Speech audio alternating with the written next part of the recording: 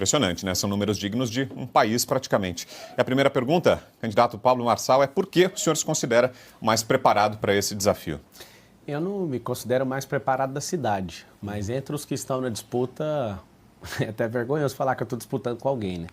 Eu sei que tem gente mais capacitada que eu nessa cidade, que entende mais da cidade que eu, mas não tem a coragem, não aguenta o tranco, não tem inteligência emocional para aguentar esse tanto de bandido, não tem coragem de falar a verdade, sempre com o rabo preso, desculpa a expressão, com alguém.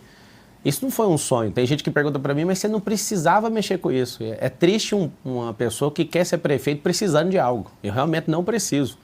Eu sinto que é tempo de eu servir o nosso povo e eu não quero que esse negócio de PT continue, eu não quero que o Lula faça handover para Bolis, nem para Tachad. Então, eu achei muito triste o que o Valdemar Costa Neto fez com o PL, que é um acordo aqui de tirar o Salles.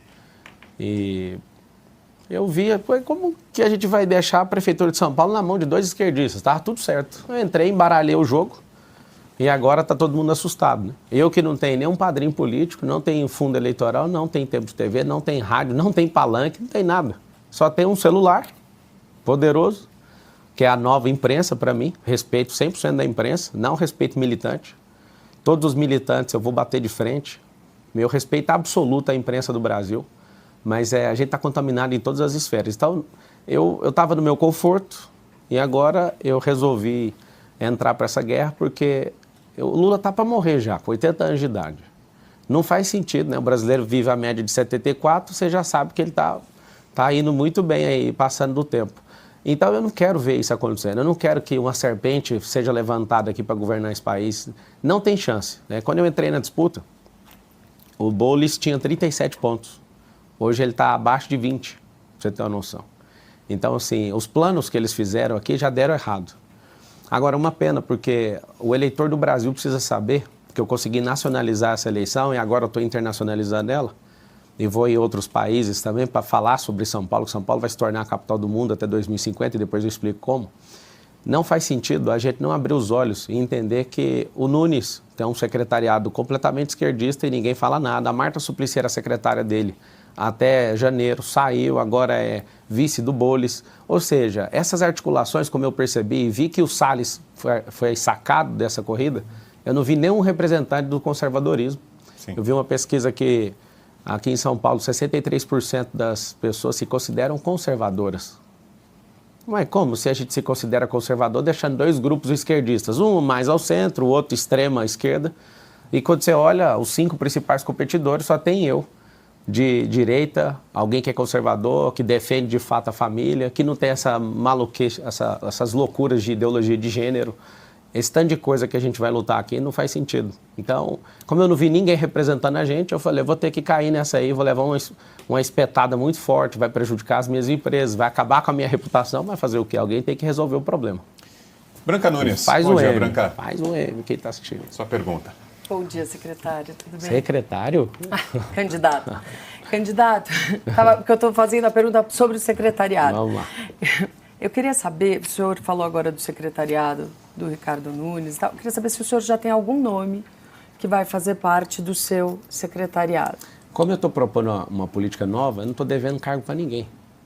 Não quis fazer coligação para não lotear a prefeitura, né? Ano que vem vai ser o orçamento recorde da história de São Paulo, quase 120 bilhões. E você votando no 28, no dia 6 de outubro, que é o dia da vingança, você está votando em alguém que não deve nada para ninguém. O que nós vamos fazer? Eu vou chamar todos os partidos, eles vão fazer uma imersão comigo, eu vou voltar lá na Grécia Antiga explicando o que é democracia de verdade, despetizar a cabeça desse povo daqui de São Paulo, mostrar que a gente tem que servir o povo, que o povo é patrão no dia da eleição e cliente nos outros 1.460 dias. Os políticos, eles entram num processo de ludibriar a cabeça do eleitor com marketagem, e aí você vê, né? A marketagem faz o Bolis parecer alguém gente boa, alguém que até parece um homem honesto, alguém que defende família, defende tantas coisas que ele não defende. É assembleiano agora, foi para a igreja, tá tudo certo a vida dele por causa do marqueteiro. Você vê esses caras de esquerda tudo defendendo pautas que eles não acreditam. E aí está o detalhe, eu não tenho ciúme de poder, eu sou uma pessoa 100% desapegada, mas para trabalhar comigo, para servir o povo, vai ter que ser alguém apaixonado em gente, vai ter que provar. Vou abrir para todos os partidos, mesmo não devendo nada para eles. Por quê? Porque ninguém governa um negócio desse tamanho sozinho. E eu não tenho a pretensão de fazer isso sozinho, de forma nenhuma.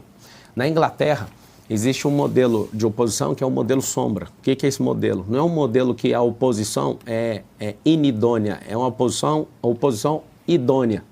Eu vou convidar todo mundo de fato, só que eu já sei que de antemão 7 partidos políticos que não suportam esse progresso contínuo vão fazer o quê? Vão se abster de participar disso, que é os partidos de esquerda, esses mais radicais. E aí, o que eu vou fazer? Vai ter aptidão, todos os partidos vão mandar os nomes e a gente vai conhecer essas pessoas. E eu estou pensando seriamente em transmitir ao vivo essa imersão. Vai ser a imersão que eu vou convidar pessoas realmente que entendem de política, gente que quer o progresso da cidade de São Paulo. Eu vou chamar todo mundo para contribuir, não tem ciúme nenhum disso. Eu sei que o poder é como se fosse um bolo e todo mundo quer um pedaço. Agora, vencendo a eleição no primeiro turno, a gente não vai dever ninguém. Ou seja, ninguém vai mandar e vai falar o que tem que fazer ou deixar de fazer. Todos que aproximaram com esse objetivo, eu falei, vamos fazer o seguinte, a gente fala depois da eleição, porque aí eu eleito, eu não preciso você mandar em nada, você vai contribuir, é diferente. Adalberto Piotto. Bom dia, Piotto. Bem-vindo. Bom dia, Brau. Candidato, seja bem-vindo uma vez mais. Eu vou entrar nessa questão que o senhor fez menção acerca de que tem mais gente que pensa e conhece a cidade do que o senhor. Não estou falando dos seus opositores na eleição. Então, quem são essas pessoas que têm essas ideias melhores que o senhor, que conhecem melhor e que podem lhe ajudar? Quais são essas ideias, pelo menos? Quem pensou melhor a cidade que o senhor e que pode lhe ajudar em um eventual mandato? Deve ter 10 mil pessoas melhores que eu, só não tem a coragem. Agora, uma pessoa Mas quais são as ideias? As ideias dessas pessoas, elas construíram riqueza, essas pessoas contribuíram com a cidade, conhecem muita coisa e elas serão convidadas. O que eu quero dizer é que para o cargo deve ter muita gente melhor. O problema é que não conseguiu um partido, que é quase impossível conseguir um partido aqui no Brasil. Não conseguiu ter popularidade suficiente. Agora, eu nunca vou falar que eu sou a melhor pessoa do mundo para assumir nada. Eu conheço o tamanho do Brasil.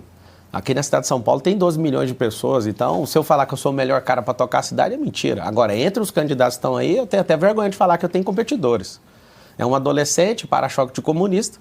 Você olha para o outro lado, é um invasor de propriedade privada, depredador de patrimônio público, institucionalizador de peculato, que é o artigo 312 do Código Penal. Você olha para um fanfarrão que fica brigando com o PCC pela televisão e é valentão e quebrou regra no debate para querer dar um tapa na minha cara, mas não foi homem suficiente. Você vê um nível completamente desqualificado. Agora, como eu sou alguém razoavelmente bom em recrutamento e seleção, eu vou abrir a oportunidade para todo mundo participar disso. Eu vou selecionar pessoas muito bem selecionadas. Para você entender na minha vida privada, não tem parente trabalhando em nenhuma empresa minha. Por que eu faço isso? Você imagina, se eu faço isso na minha vida privada, o que eu vou fazer no setor público? Não vai vir companheirada para cá.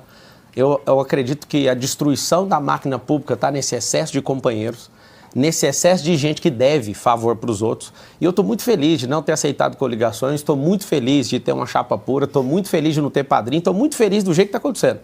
Tudo que me aconteceu até agora tem uma passagem bíblica que marca muito, que é: todas as coisas cooperam para o bem daqueles que amam a Deus e são chamados segundo o seu propósito. Agora, eu vou abrir esse processo seletivo. Tem muita gente, tem alguém que realmente tem servido bastante, que virou um grande conselheiro, é o Felipe Sabará, que foi secretário já da prefeitura, foi secretário do Tarcísio agora. Tem pessoas que se aproximaram que eu tenho olhado com os olhos, né, com bastante benevolência para eles, mas nem eles, não prometi nada para ninguém. Eles estão contribuindo sem nenhuma promessa, que eles acreditam no projeto que a gente vai fazer diferente na cidade de São Paulo. Edilson Salgueiro, sua pergunta, Edilson. Bom dia. Bom dia, Brown, os colegas. Candidato, o senhor mencionou no início as pesquisas de intenções de voto e agora falou que se orgulha de não ter padrinho político. Algumas das pesquisas mostram que o senhor está na frente. Então, como é que é liderar algumas dessas pesquisas sem o apoio formal do ex-presidente Jair Bolsonaro, que é um cabo eleitoral, o maior cabo eleitoral conservador? Olha, eu pensei que seria bem mais complicado. Só que o eleitor de direita, ele não se sente como o eleitor de esquerda que não pensa. O eleitor de esquerda, ele é ideológico. O eleitor de direita é por princípio. O que é isso? Ideologia é um telhado, princípio é um fundamento. E o eleitor de direita, ele é focado na liberdade, e a liberdade não tem dono. E o meu respeito absoluto ao presidente Bolsonaro, ao qual eu falo direto com ele. Ele troca muita mensagem pelo WhatsApp, ele sabe o respeito que eu tenho por ele. O fato dele ter preterido o Salles mostrou um sinal que ele não está nessa eleição de São Paulo. Ele ainda não se posicionou, apesar de ter o vice, né, que é o Melo, que para mim, na minha avaliação, conhecendo o Bolsonaro e conhecendo o enredo político aqui do estado de São Paulo, Bolsonaro tirou uma granada e tirou o pino e deu na mão do Ricardo. O Ricardo não sabe o que fazer com isso. Porque quando ele vai para alguns lugares, os populares cobram o Ricardo desse apoio do Bolsonaro. O Bolsonaro perdeu a eleição na cidade de São Paulo como presidente. O Tarcísio perdeu a eleição em São Paulo também como governador. E o que acontece? Eu tenho demonstrado aquilo que eu sou. Eu nunca vou fazer o que Joyce, Dória, Frota, essa turma maluca que traiu o Bolsonaro. Primeiro, eu não devo nada ao Bolsonaro. Ele não me fez absolutamente nada que eu tivesse que prestar conta para ele, para você entender. Eu servi ele. Eu ajudei 38 dias na campanha dele para presidente e eu lembro que eu não pedi um vídeo para ele. Eu fiz diversas estratégias, já mostrei para as pessoas como é que foi essa estratégia. Foi por pouco, 40 mil votos por estado que a gente não ganhou porque acabou não rodando tráfego pago na conta dele. Como a gente já resolveu, não vou entrar no mérito mais, mas por algum integrante ali da família por conta de ciúme. O que acontece? Sendo bem ponderado em relação ao Bolsonaro, ele é o primeiro líder de direita que a gente tem, só que a direita, ela não quer ser taxada de propriedade de alguém. E eu não quero assumir essa propriedade, eu acredito que tem que levantar 1000 Bolsonaros. Isso a esquerda pira ouvindo um negócio desse. A gente não pode depender de um homem, o único homem que a gente tem que depender é alguém que já morreu e ressuscitou e nos salvou, que é Cristo. Qualquer outro tem que ser nossos articuladores, suporte, tem que ser um escudo, tem que ser espada numa guerra. Então, assim, seria muito bom se o Bolsonaro fizesse? Seria. Mas como ele não está fazendo, e eu estou liderando a pesquisa sem TV, sem padrinho, sem coligação, sem dinheiro público, sem rádio, e com todos contra mim, isso está mostrando uma fúria da sociedade. Então vai acontecer uma vingança do povo. A vingança do povo vai ser no dia 6 de outubro. Escreve todo mundo aí na transmissão com 72 mil pessoas. A vingança é no dia 6. O povo vai vingar. Por que vai vingar? Porque se quiser continuar do jeito que está, vota no Bananinha, que não consegue mostrar perfil. Eu que entendo de gente, ele não tem perfil para prefeito. E eu vou te falar, se eu não tivesse essa disputa agora, o Boulos ia esmagar o Bananinha com a máquina federal, esmagar o Banana. Como eu vi que isso poderia acontecer, eu tive que parar o que eu estava fazendo para entrar nessa eleição de última hora. Não iria entrar nessa eleição. Então, terminando a resposta. O fato do presidente estar apoiando politicamente e não de coração, todo mundo sabe fazer essa leitura. E o meu extremo respeito ao Bolsonaro, defendi ele em todas as oportunidades, vou continuar defendendo até o último dia dele na vida política. E ele, mesmo me atacando, eu sei que às vezes o período eleitoral isso pode acontecer, quando acabar o período eleitoral, a gente volta ao normal todo mundo. Mesmo o Tarcísio tentando levantar um defunto, que é o Nunes. O Tarcísio está fazendo isso. O Tarcísio todos os dias, ele tenta levantar um defunto chamado Nunes. Não tem como. Eles já fizeram um visagismo no Nunes para ver se ele parece um cara da hora. Ele tá falando grosso agora. Ele ontem na Roda Viva foi espetacular com 9 mil pessoas na Roda Viva. Quando eu fui lá, acho que tinha 500 mil pessoas de pico. E ele com 9 mil pessoas rodando e conclamando os jornalistas. Eu vou até mostrar o jeito que foi. Vocês têm que me ajudar. O Marçal não vai sentar na cadeira de prefeito. Parecia um Minion ali. Ô, Banana, chegou o fim do seu governo. Você não tem nenhuma chance. Já acabou. Para de passar vergonha. Tá tocando 7 mil obras agora, por que não fez antes? Tá fazendo pra caramba pra cidade, né? Sem licitação, sem pedir desconto. Você acha que alguém é bobo? Eu vou te pôr na cadeia, porque eu vou fazer uma auditoria na prefeitura e ano que vem você vai pra cadeia. Tá bom, Banana? E no próximo debate no SBT, eu vou soltar uma no seu peito que você não vai conseguir mais nem olhar na minha cara. Seu desonesto. Você vai ver como é que é tomar dinheiro das creches das crianças. Me espera. Se ano que vem você não tiver na cadeia, você muda meu nome. Pergunta agora é do Carlos Cauti. Bom dia, Cauti. Bom dia, Vitor Brown. Colegas, candidato, obrigado pela disponibilidade. Candidato, o senhor disse que vai ganhar a eleição sem dever cargo para ninguém, não vai ter nenhum partido que vai mandar no seu eventual mandato, mas o senhor vai ter que lidar com uma Câmara Municipal e o seu partido não vai ter a maioria absoluta dos assentos da Câmara dos Vereadores. E o senhor está enfrentando hoje os outros candidatos dos maiores partidos de São Paulo que terão vereadores, e esses vereadores muito provavelmente serão hostis ao senhor. Como que o senhor pretende apresentar e aprovar projetos de lei pela Câmara Municipal sem ter esse apoio? A palavra que você usou provavelmente está errada. Sua probabilidade está errada porque eu vou eleger 37 vereadores. 7 vão ser do meu partido, os demais de outros partidos. Eu tenho transferido energia e autoridade para essas pessoas. Ninguém governa sozinho, já falei. E o problema é que se a gente tiver um prefeito que quer ser o bichão do poder, ele vai ter uma Câmara que é antagônica a ele. Eu não, eu vou compartilhar o poder tem que ser compartilhado. Por que eu falo isso? Eu vou conquistar, uma coisa boa que eu tenho é relacionamento, eu tenho humildade, eu sei conquistar as pessoas, eu sei que durante 1.460 dias eu vou ter que pegar o grupo de vereadores que joga bola e vou jogar com eles, eu acho que ninguém deve jogar golfe, porque no Brasil pouca gente joga, mas eu vou pegar o interesse de cada um, vou criar um CRM, eu vou ter um CRM com os vereadores, com os deputados inclusive, porque senão eu não consigo aprovar junto com o governador do estado. A grande função de um prefeito é relacionamento, é saber dialogar. Eu vou dialogar, inclusive, com o Ministério Público, eu vou atrás de todo mundo e vou construir isso. Depois de eleito, dia 6 de outubro, eu espero que a vingança seja concluída nesse dia. Sabe o que vai acontecer? Nesse dia, eu já começo a ir atrás de todos os vereadores, você vai ver que eu vou cumprir isso aí. Vários vereadores estão vindo da base agora. Eles estão assim, meu Deus, será que vai, será que não vai? E a galera já começou a assumir, gente do Podemos, gente do MDB, inclusive, gente do União, começaram a sair da base, por quê? Porque sabe que se encostar em mim vai ser eleito. Estou muito tranquilo, para mim é a parte mais tranquila de todas. Perfeito. Para a gente fechar esse primeiro giro, além das perguntas de nós 5 aqui na bancada, temos um sexto entrevistador que é o povo, são os eleitores. A nossa equipe foi às ruas e gravou algumas perguntas, a gente acompanha agora a primeira delas.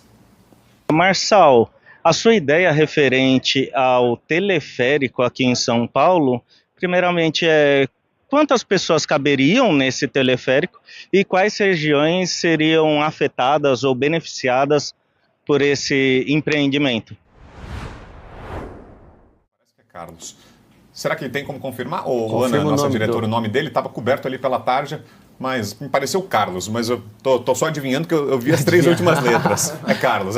Chegou a confirmação. Carlos, obrigado pela pergunta. A cápsula que carrega pode carregar 3, 6, 8, até 12 pessoas, depende do investimento. E esse teleférico não é a solução de mobilidade para a cidade inteira. Esse é um cinturão de teleférico em 2 pontos. Nas periferias, para a gente levar investimento, transformar as periferias, né, as favelas, em pontos turísticos, gastronômicos, de empreendedorismo, pontos olímpicos. Porque toda vez que você ouvir favela, significa ausência do Estado e não tem investimento. A gente tem que fazer liberação fundiária, que é liberar as escrituras ali, liberar o logradouro público, que a maioria das pessoas que moram nessas situações tem que buscar suas correspondências lá na entrada da favela. Se não tiver investimento de infraestrutura, não vai mudar nada. É o transporte mais seguro, 5 vezes mais barato do que rasgar o chão com o metrô, só para você saber. É 100% ecológico, não faz barulho. Então é um elevador na horizontal. Quantas em Madrid, pessoas caberiam, candidato, como Carlos perguntou? A cada cápsula, eu falei. Isso. Dependendo, pode colocar até 20, depende do contrato. Quantas? Numa cidade igual Medellín, que deve ter 35 quilômetros e 11 linhas, consegue carregar, num dia normal, 300, 400 mil pessoas, para você ter uma noção. Então, assim, é um transporte que não para, ele é contínuo. Então, não tem pare, não tem problema com insegurança, é um negócio assim, que isso tem em várias nações da América Latina, tem 2 no Brasil, tem um no Balneário Camboriú, tem um no Alemão, porque por falta de gestão não está funcionando. Em terrenos como São Paulo tem, em Barcelona. Esse negócio é muito diferente para nós, assim como você for aqui no Chile, tem o maior prédio da América Latina no Chile, o residencial maior é aqui em Santa Catarina. Só que as pessoas falam, não, por que o Brasil, que é tão poderoso, não tem o maior prédio, não tem esses tipos modais diferentes de transporte? Por que a gente não tem barco aqui em Pinheiros? Uma empresa privada deu conta de colocar por alguns dias, o Uber fez 10 anos aqui na cidade, conseguiu colocar um barco a título promocional, por conta de comemoração dos 10 anos de Uber no Brasil. Por que a prefeitura não conseguiu fazer isso? Por que não deu isso numa PPP, que é a parceria público-privada? E o segundo ponto desses teleféricos é que são 10 rodovias que entram na cidade de São Paulo e hoje muitas pessoas vêm trabalhar, uma pessoa dentro de um carro, isso desacelera o trânsito, gera poluição, nós vamos criar os bolsões, esse teleférico é para ligar na rede de transporte público da cidade. Não só com o teleférico, mas também com ônibus. Candidato, eu só preciso ir um pouco além das boas intenções. Eu não duvido das suas boas intenções, mas vamos para questões práticas. O senhor falou de questão de regularização da moradia das pessoas em áreas, por exemplo, de risco que se tornam favelas. Uma das razões para o saneamento básico não ter avançado no Brasil é que chegava um prefeito e um governador, queria mandar a Sabesp aqui em São Paulo para fazer saneamento, chegava o Ministério Público e dizia assim, não, você não pode tirar essas pessoas. Aliás, você tem que tirar todo mundo, porque essa aí é uma área de manancial. Bom, não tinha solução, o Ministério Público travava a obra.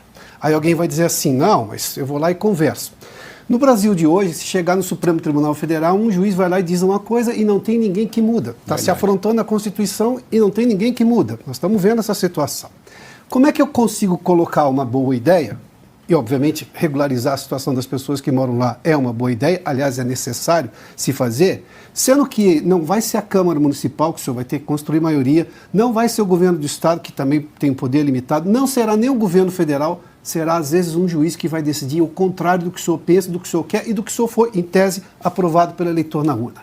Nós temos uma realidade hoje no Brasil que é o Poder Judiciário decide o que qualquer um vai fazer nesse país. Essa é a realidade, sejamos claros. E aí, como é que é? Com conversa o senhor vai conseguir resolver esse problema? Só pedir que o senhor seja breve na resposta, que eu preciso fazer intervalo na sequência, tá, candidato? A gente volta nesse ponto depois. Tá bom.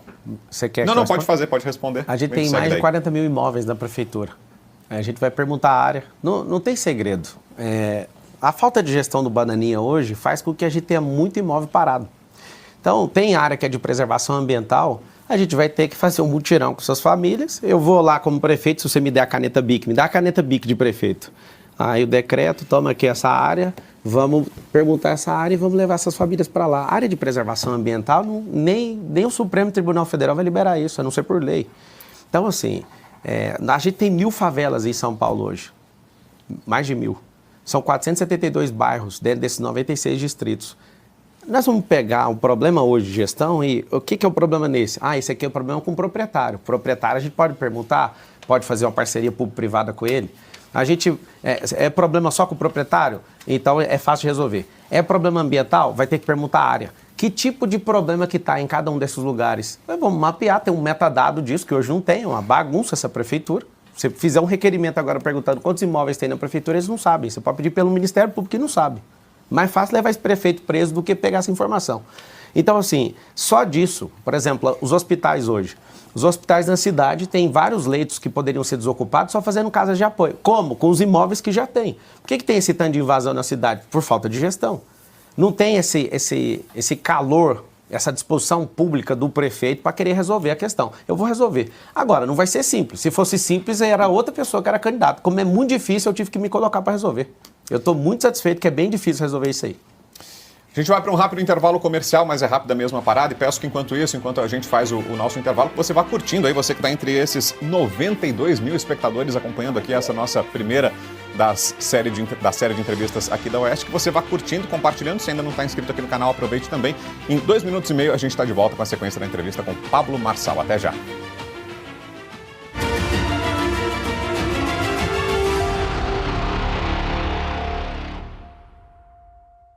O App Oeste tem uma novidade. Agora é possível ouvir o Oeste Sem Filtro através do app mesmo sem ser assinante. Ouça o programa líder de audiência do YouTube em qualquer lugar. Se você ainda não tem nosso app, é muito fácil instalar. Basta acessar a loja de aplicativos do seu celular, digitar Oeste e pronto, nosso app já vai aparecer. Clique e instale. Ao abri-lo, você será direcionado para a tela principal. Nela, clique em Ouça Oeste Sem Filtro e pronto! Você poderá escutar o programa mesmo enquanto acessa seu aplicativo de GPS favorito ou usando outros apps. Você terá acesso a informação de qualidade, de graça e com a vantagem de consumir muito pouco da sua banda de internet móvel. Oeste, cada vez mais acessível e perto de você. No cenário atual, onde a informação é fundamental para a formação de opinião e entendimento do mundo ao nosso redor, a revista Oeste se destaca como uma fonte confiável e inovadora de jornalismo independente. Fundada com o propósito de trazer uma nova perspectiva ao jornalismo brasileiro, a Oeste oferece conteúdo profundo, análises criteriosas e reportagens que vão além das manchetes, sempre comprometida com a verdade e a liberdade de expressão. Com uma equipe de jornalistas experientes e especializados, cada edição é cuidadosamente elaborada para proporcionar uma leitura rica e informativa, permitindo que o leitor conheça a verdade. A Oeste investe em plataformas digitais, garantindo que seu conteúdo seja acessível em qualquer lugar e a qualquer momento. A Oeste se mantém firme na missão de entregar conteúdo que realmente faz a diferença. Se você valoriza a informação de qualidade e busca uma fonte que realmente entende a complexidade dos assuntos contemporâneos, a Revista Oeste é a escolha certa.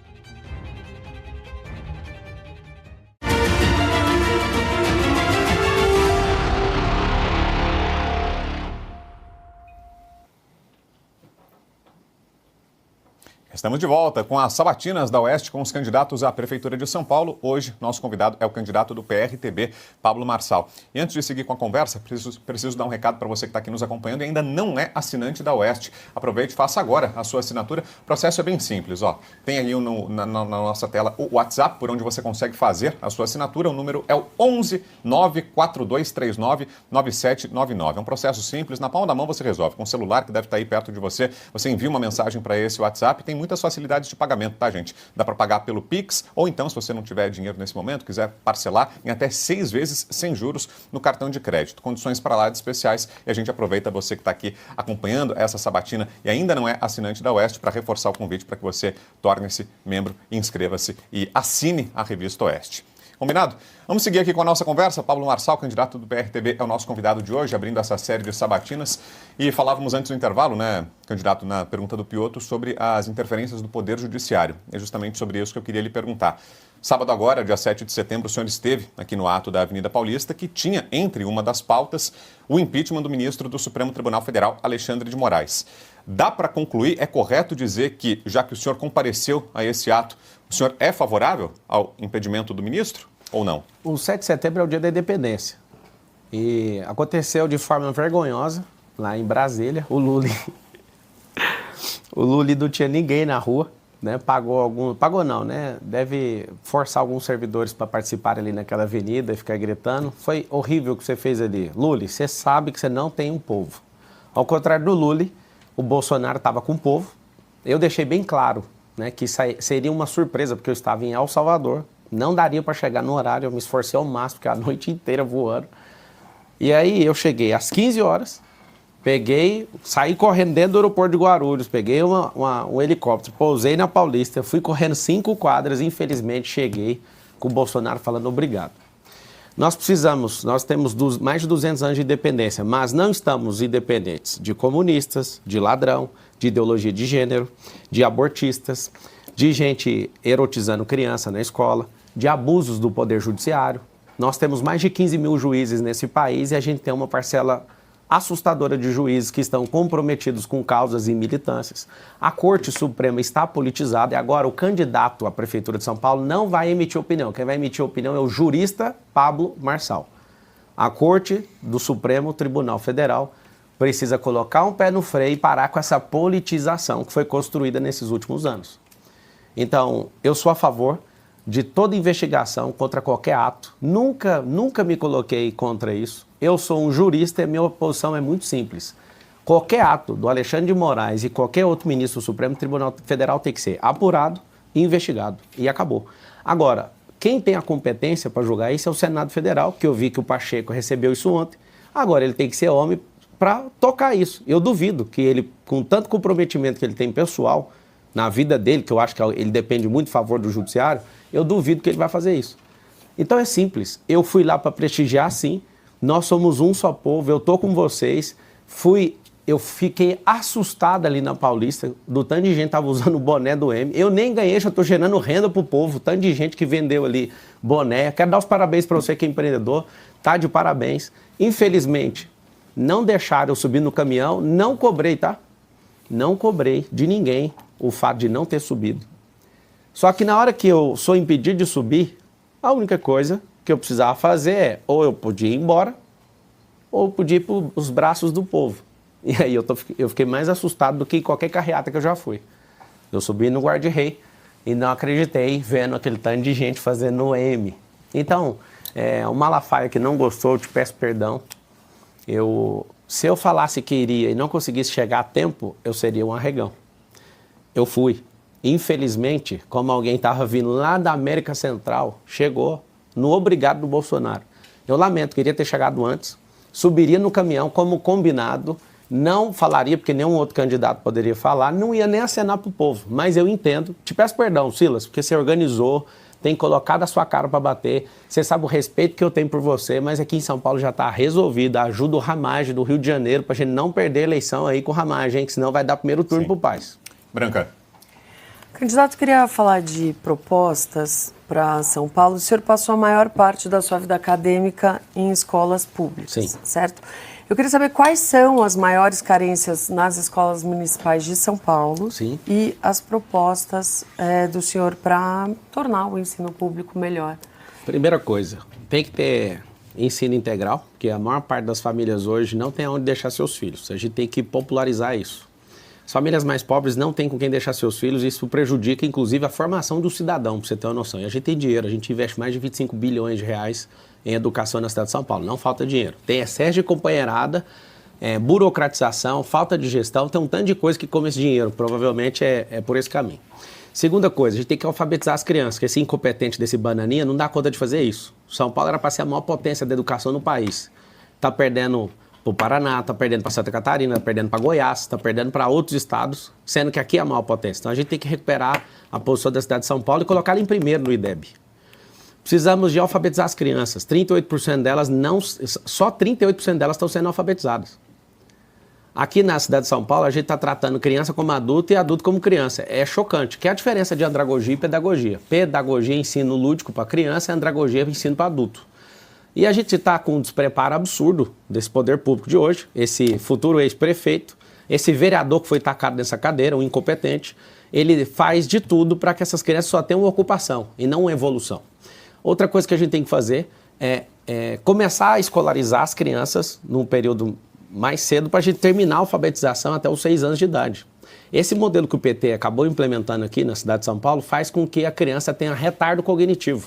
O processo de construção cognitiva vai até os 7 anos de idade. Se você não alfabetiza uma criança até os 7 anos de idade, você tem um prejuízo absurdo. Aí você vai para a favela, a maioria das crianças tem problema nutricional, aí tem problema de alfabetização, a criança fica jogada. O que a gente vai ter da sociedade? Depois você vai querer matar aos 18 porque essa pessoa está indo para o mundo do crime. Como é que você cobra de alguém aquilo que você não investiu? Então, o que nós vamos fazer na escola na cidade de São Paulo? Nós vamos ensinar inteligência emocional, porque nosso país tem mais homicídio do que em países em guerra. Nós vamos ensinar as profissões do futuro, porque nos próximos 15, 20 anos, o que é que vai acontecer? Nós teremos uma perda de mais de 300 profissões do passado. Então tem que ensinar essas profissões. Nós ensinaremos tecnologia. Tem uma empresa no Japão sozinha que tem mais patente do que o povo brasileiro inteiro. Nós não somos um povo que cria, nem inventa, nem faz nada. Isso é um absurdo. Nós não temos a nossa marca de computador, a gente não tem o nosso próprio carro brasileiro, a gente não faz nada, inclusive. E aquilo que a gente criou aqui, que é a Embraer, depois os Estados Unidos compram e levam embora. É o nosso perfil, isso vai mudar a partir da escola pública. Nós vamos ensinar empresarização. Eu não quero ser empresário, mas vai aprender. Porque 87% das empresas fecham até o 3º ano. E você vai aprender na escola pública. Você vai aprender a pagar imposto, você vai aprender a abrir empresa, gerir empresa, vai aprender a comprar. Aí vai vir a joia, a pérola do ensino público. Nós vamos transformar a escola pública em escolas olímpicas. Por que isso? Porque esporte molda caráter. Dos 80 mil pessoas aproximadamente que tem em situação de rua em São Paulo, você não vai achar nenhum. É raríssimo você encontrar. Valendo, vá nas ruas e pergunte se alguém ali é esportista. Não acha esportista que se joga na rua igual está aqui na cidade de São Paulo. Então o que a gente espera do futuro do ensino público de São Paulo? A alfabetização precoce, aprender as profissões do futuro, aprender tecnologia, aprender inteligência emocional, aprender empresarização, inclusive vai ter uma secretaria de empresarização. Essa secretaria de empresarização, ela vai fazer com que a gente apoie as empresas para elas não fecharem e estimular. Quem aqui em São Paulo não quer ter seu próprio negócio? Quem aqui em São Paulo que não quer prosperar? Sim. Quando uma pessoa vai para o crime, ela está dando um sinal. Ela não está indo para o crime porque ela quer levar um tiro, ela quer prosperar, só que ela não sabe como. E aí vem as oportunidades, elas começam na escola. Edilson. Candidato, seguindo com a ideia das propostas que a Branca mencionou agora, dos pontos do plano de governo do senhor prevê a urbanização de favelas. Então, eu queria que o senhor aproveitasse para explicar. O senhor construiu casas em Angola? Quem construiu foram as pessoas, né? Eu sou um dos maiores apoiadores. Isso. Do que o senhor viu lá, como é que o senhor faria para adaptar aquela realidade, a realidade brasileira, para urbanizar as favelas, que é um problema crônico em São Paulo? Eu cheguei lá em Angola, em Luanda, em 2019. E as pessoas moravam em casa de lata. Algumas moram ainda, está nesse processo, né, de construção. Quando eu vi a cena, as mulheres pegavam na enxada e elas iam para outras fazendas trabalhar. Olha o perfil, criança cuidando de criança e homens em casa. Nem em casa não, né? Naquela lata que chegava a 56 graus ali no sol. Não tinha emprego, aí chegou uma ONG e começou o trabalho ali naquele lugar. Quando eu cheguei lá, eu fui e levei alguns empresários para ajudar, a gente fez doações em 2019. Quando eu estava saindo, uma criança olhou para mim e falou assim, você nunca mais vai voltar aqui, né? Fiquei com muita raiva. E falei, quer saber? Eu só vou embora daqui depois que a gente fizer a última casa. O que acontece? Não tinha emprego, as mulheres pegavam na enxada, criança cuidava de criança. Lá tem muita gente ajudando, mais de 2.000 pessoas que adotam as crianças, é muita gente lá. E não tem dinheiro público nem daqui nem de lá. É uma questão privada de gente, igrejas, outras ONGs, de outras nações também ajudando. Como eu fiz esse compromisso, eu levo empresários lá e a gente ensinou eles. Eu lembro de fazer as primeiras doações, eu doei a rede elétrica, eu doei as máquinas de fazer tijolo e comecei a falar para eles, vocês vão construir. Do fundo da minha alma, eu conhecendo o cérebro e vendo a incapacidade deles em 2019, eu entendi assim, cara, esse negócio não vai funcionar. E eu lembro de falar com eles, eu parava diversas vezes com eles e falava, mas por que vocês têm uma terra boa e não planta?